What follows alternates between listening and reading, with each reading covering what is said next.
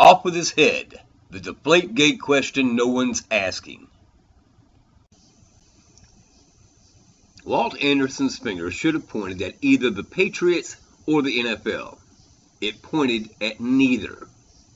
Why? From the day I first heard about Deflategate, I've had the same question. Why isn't Walt Anderson's head on the chopping block along with Tom Brady's?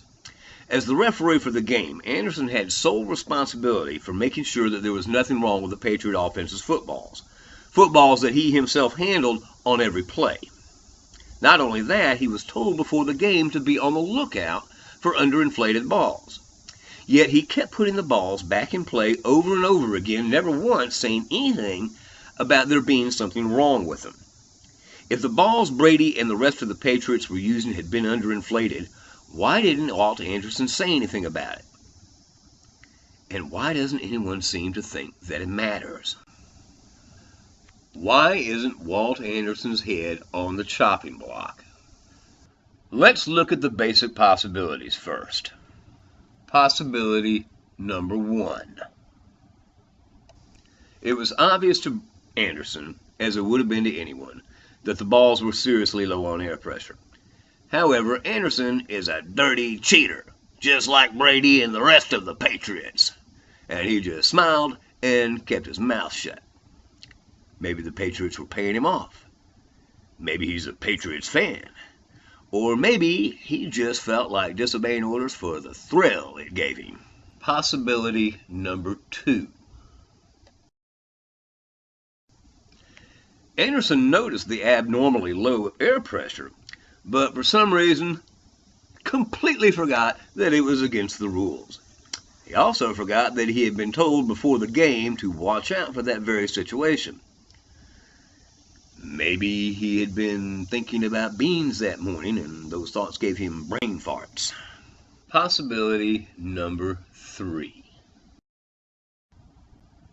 Anderson didn't notice the condition of the balls because he was under the influence of a post-hypnotic suggestion planted by a skilled psychiatrist who is on Robert Kraft's secret payroll. Possibility number 4. Anderson is just too damned stupid to be let out of the closet. He couldn't tell the difference between a completely flat ball and one that was about to pop if you put a gun to his head. Possibility number 5. The ball was fine until it found its way to the Indianapolis sideline, where it mysteriously lost air as the Colt staff was illegally sticking a needle in it. The other balls spontaneously deflated to protest the indignity suffered by their brother. Possibility number 6. To the trained eyes and hands of a 12-year veteran referee, the balls were fine. The air pressure in them was perfectly acceptable and quite normal for the chilly weather.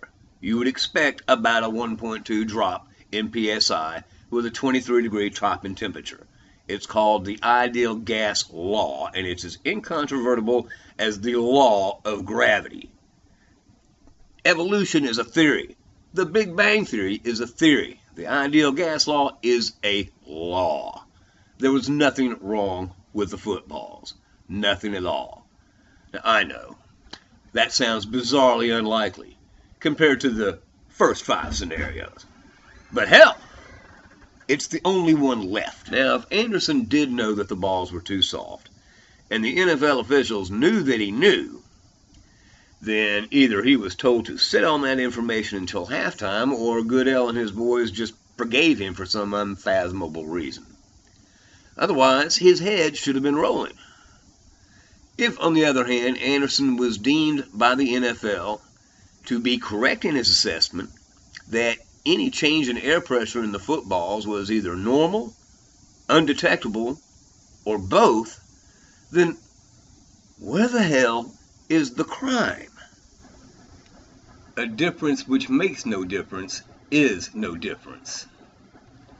I, for one, am at a complete loss as to how to explain why an undetectable change in the air pressure of the footballs used could possibly have any effect on any game, or why someone as intelligent as Brady would even bother to engage in a patently unreliable bit of skullduggery in order to effect such an inconsequential change. One thing's for sure, though. If Walt Anderson ever expresses that particular opinion in public, there can be only one response from Roger Goodell and his henchmen. Off with his head!